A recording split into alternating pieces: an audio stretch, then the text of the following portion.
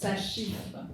C'est l'exclamation qui m'est apparue lorsque j'engageais ma réflexion au sujet de notre colloque d'aujourd'hui. Deux situations m'avaient interpellée au même moment, et ça chiffre venait y faire écho. La polysémie de l'allocution s'est étendue et les sujets de réflexion sont arrivés avec elle. Ça chiffre. D'abord, dans le champ qui est le nôtre, celui de la psychanalyse, pouvons-nous faire référence justement aux chiffres? Sont-ils à même de constituer une preuve dans notre discipline? Et puis, les signifiants m'ont emmené vers le chiffrage, le déchiffrement, la question de l'interprétation qui n'a cessé depuis Sigmund Freud d'appeler à être actualisée. La question est encore aujourd'hui un point vif de discussion chez les psychanalystes.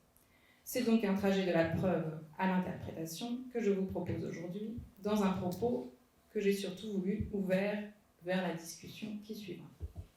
Cheminons donc. Et pour cela, prenons point de départ, je vous le disais, deux situations m'ont il y a quelque temps interpellé. Dans le courant de l'année passée, j'ai assisté à une journée universitaire consacrée à l'intégrité scientifique et à l'éthique de la recherche, destinée aux doctorants de disciplines variées. Il y avait des étudiants en économie, sciences sociales, sciences de l'éducation, droit, santé, psychogénèse et psychopathologie. Et donc j'y ai entendu des doctorants psy, un peu controversés par les autres quant à la validité et à la fiabilité de leurs travaux, répondre sommairement avec cet argument auquel sont rompus les étudiants de psychologie. Nous, vous savez, on ne travaille pas avec les chiffres, on s'intéresse au qualitatif, pas au quantitatif. Et nous avons, il me semble, le devoir d'étayer cet argument.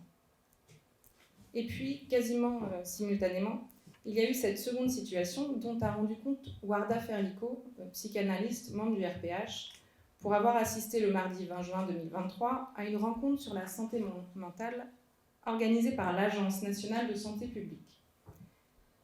Et les chiffres qui étaient exposés ou qui le sont ailleurs sont ahurissants. 20 milliards d'euros par an pour les dépenses en psychiatrie. Premier poste de dépenses de l'assurance maladie. Les maladies psychiatriques qui représentent 35 à 45% de l'absentéisme au travail et qui constituent la première cause des arrêts longs et de plus en plus longs, et également la première cause d'années passées en invalidité. Et face à ces constats, tout comme face à ceux faisant état du délitement du soin dans les services hospitaliers publics, se trouvaient à cette rencontre des politiques et des médecins qui ont à proposer des solutions. Or, il s'avère que les soins publics, comme les dispositifs récemment mis sur pied, ne sont pas à la hauteur de l'enjeu. Et je ne prendrai que pour exemple le dispositif Mon soutien psy, cet accompagnement psychologique en 8 séances, dont les critères d'exclusion sont invraisemblables et dont la logique est des plus éloignés de la réalité de ce que vivent ceux qui souffrent. Ce dispositif, c'était 50 millions d'euros de budget en 2022, 100 millions en 2023, 170 prévus en 2024. Ça chiffre. Alors, toujours la même question. Pourquoi rester sourd au dispositif de la consultation publique de psychanalyse, consultation qui permet à toute personne qui souhaite rencontrer un psychothérapeute ou un psychanalyste d'être reçue rapidement et en fonction de ses moyens financiers. Et j'ajoute, sans restriction quant à l'âge, mon soutien psy c'est à partir de 3 ans, donc avant, quid. Donc sans restriction quant aux ressources, quant au type de symptômes ou à leur indice de gravité, et sans indemniser d'aide publique. Un dispositif, en somme, où il n'y a aucune objection au traitement psychanalytique du moment que le désir est au rendez-vous.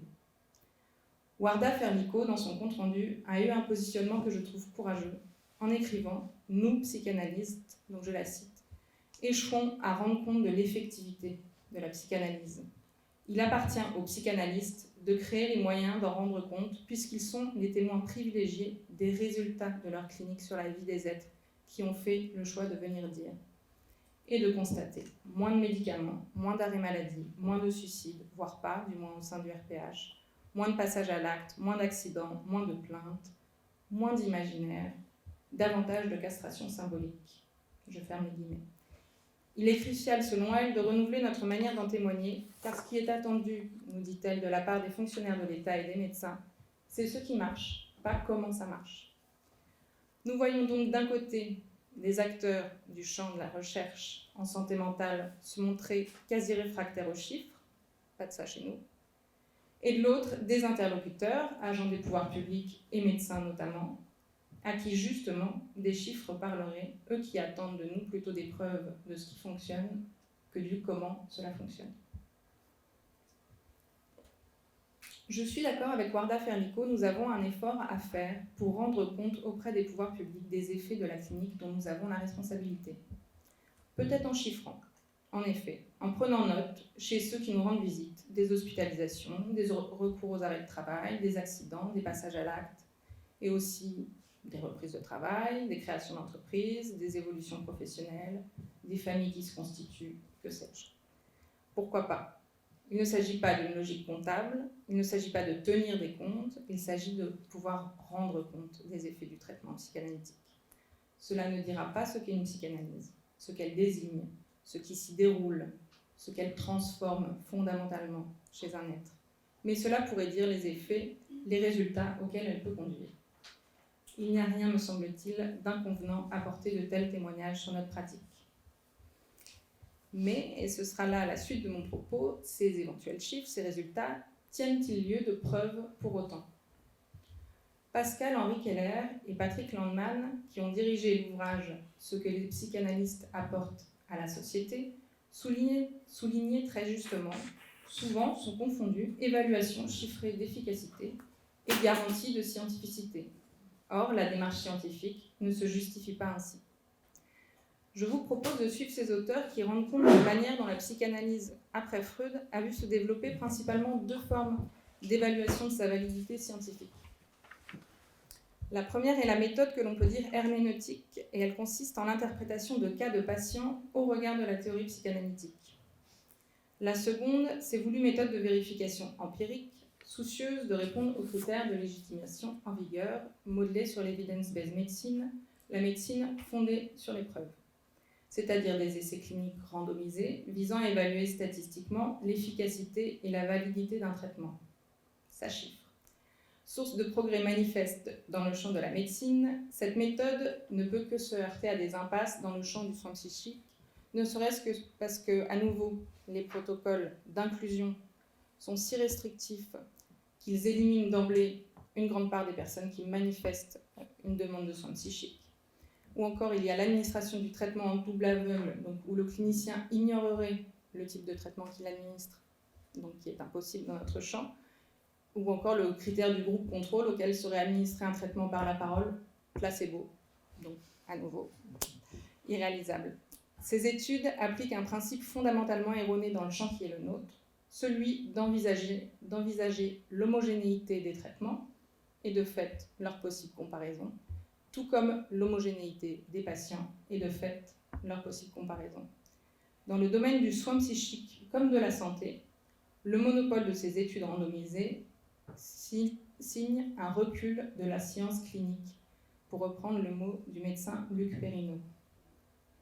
Donc les auteurs, Keller et Landman, présentent alors et défendent un troisième modèle, ayant pu émerger et se faisant peut-être peu à peu une place, celui de l'étude de cas singuliers, Single Case Design, déjà en usage en recherche médicale, qui explore l'approfondissement systématique d'un cas unique, cherchant ainsi, je les cite, à faire reconnaître le singulier comme source de connaissances valables. Voilà qui fait davantage écho à ce qui a cours au RPH. Prenons la mesure de la différence majeure de paradigme que nous trouvons entre la première méthode dont il était question, la méthode dite herméneutique, et cette dernière dite du cas singulier. L'une et l'autre se penchent sur un seul cas, mais la logique qui en sous-tend l'exploration est fondamentalement différente.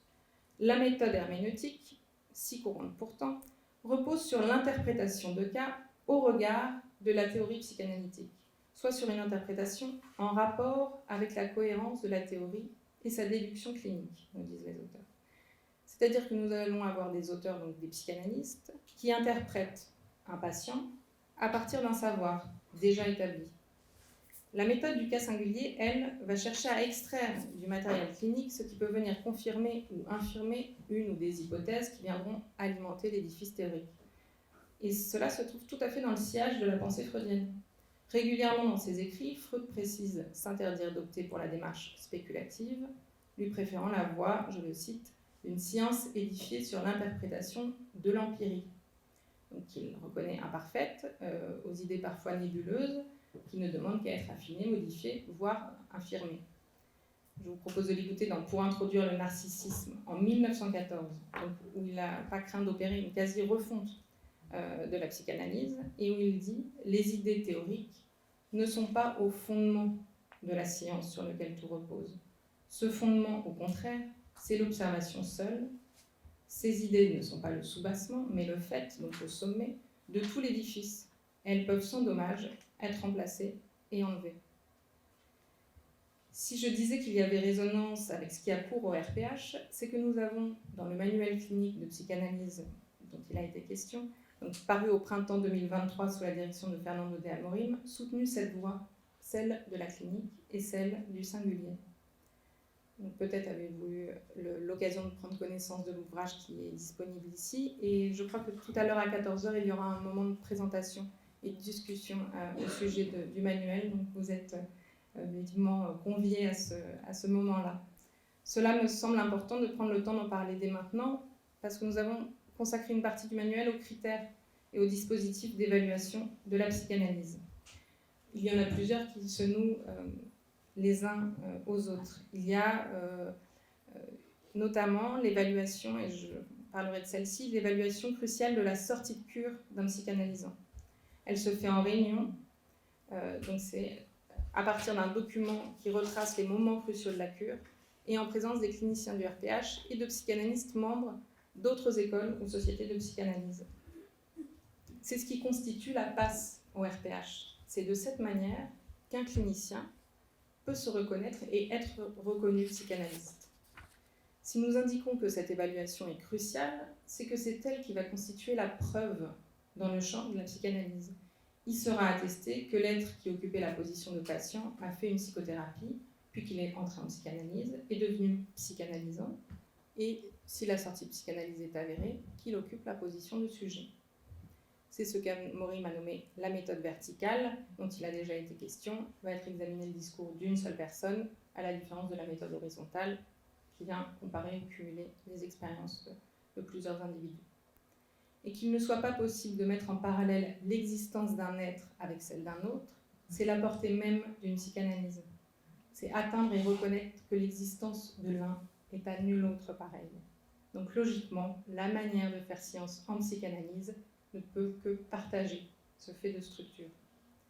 Pour mener cette évaluation, nous aurons recours uniquement à l'examen du discours du psychanalysant en question.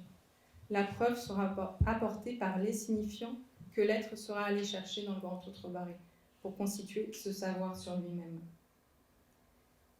Pour estimer la portée d'une telle proposition, prenons la mesure de la modification du circuit libidinal. Donc ça, c'est la preuve qu'il y a eu psychanalyse.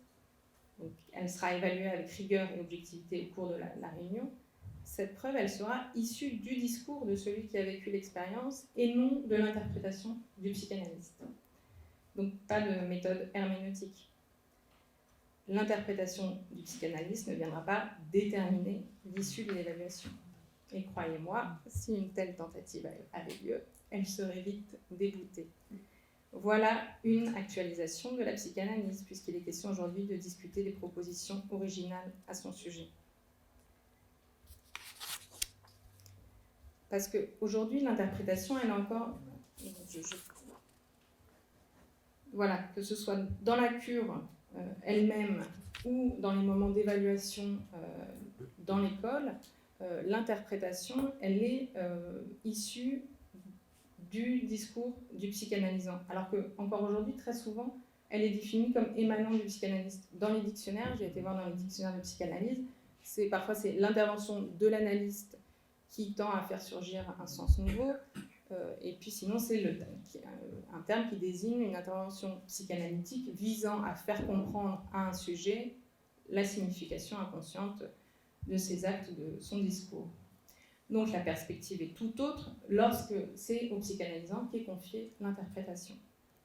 dès l'entrée en psychanalyse, en se gardant d'interpréter pour le psychanalysant, le supposé psychanalyste lui signifie « c'est vous qui avez la responsabilité de vos interprétations et de votre désir de savoir ». Parce que c'est de cette manière que le psychanalysant peut construire sa subjectivité et la psychanalyse sa scientificité. Assumer ses interprétations, c'est ne plus se cacher derrière l'inconscient comme derrière son petit doigt. C'est accepter de s'atteler au déchiffrement de cette souffrance qui fait énigme pour soi. Car vous me voyez venir, ça chiffre. Ça a été une des premières trouvailles de Freud. Il a établi avec la névrose obsessionnelle, encore plus spécifiquement qu'avec l'hystérie, que les symptômes ont un sens inconscient, un sens caché qui peut être déchiffré. Jacques Lacan précisera plus tard que le symptôme est métaphore. Il est une substitution signifiante, il se résout tout entier dans une analyse du langage parce qu'il est lui-même structuré comme un langage, qu'il est langage dont la parole doit être délivrée, nous dit Jacques Lacan. Donc logiquement, son déchiffrement, nouvelle opération de substitution, devrait amener à sa disparition. Mais Freud l'avait déjà mis en lumière magistralement, la seule interprétation du symptôme, donc le sens qui peut lui être donné, ne parvient pas toujours à l'éliminer. C'est que le symptôme est bifide, signification d'une part, il est aussi et surtout satisfaction de l'autre. Et pour s'être formé en tant que substitut d'une satisfaction pulsionnelle qui n'a pas eu lieu, le symptôme se voit pris dans la répétition d'une recherche de satisfaction qui n'en finit pas. La pulsion, à la poussée constante, en passe par les défilés de la répétition signifiante pour tenter de trouver son accomplissement. Peine perdue. Le psychanalysant n'aura alors d'autre choix que d'en passer lui aussi par le signifiant pour sortir de ce circuit de jouissance délétère. Dans la recherche de la signification de son symptôme, ce que le psychanalysant va découvrir, c'est, je cite la psychanalyste Sophie Gaillard, c'est que ce sont toutes les significations qu'il a données à nombre d'éléments de son histoire qui ont fait le lit de sa souffrance. C'est avec ces significations qu'il a forgé symptômes et fantasmes. Je reprends, vous voyez qu'il n'est pas nécessaire d'en rajouter. C'est là où le choix de ne pas interpréter du côté du supposé psychanalyste prend son sens. Il ne s'agit pas pour autant de rester dans un mutisme déterminé. Il y a des moments où le clinicien doit intervenir et des moments où il va faire résonner des signifiants, souligner une équivoque. Il peut même proposer une interprétation lorsque celle-ci est mûre, mais non sans que le psychanalysant ne la valide pour avancer. Si le psychanalyste remet ainsi au psychanalysant la responsabilité de l'interprétation, c'est qu'il sait que c'est à se séparer des significations que le psychanalysant peut se séparer de la trace de jouissance à laquelle la forme du symptôme donnait enveloppe. C'est au psychanalysant d'en assumer l'opération. Et le temps pour ce faire ne peut être précipité. L'interprétation venant de l'autre ne va pas l'accélérer. Elle ne ferait qu'entretenir l'aliénation à un autre qui sait, qui confère un sens à ce qui est dit, comme la mère en confère un au cri du nourrisson. Pas de précipitation donc, pas de durée de la cure fixée à l'avance, pas de terme annoncé, pas de nombre de séances programmées. Le temps passé sur le divan, ça aussi, parfois, ça chiffre. Mais nous parlons tout de même d'une traversée à nul autre pareil. Je vous remercie.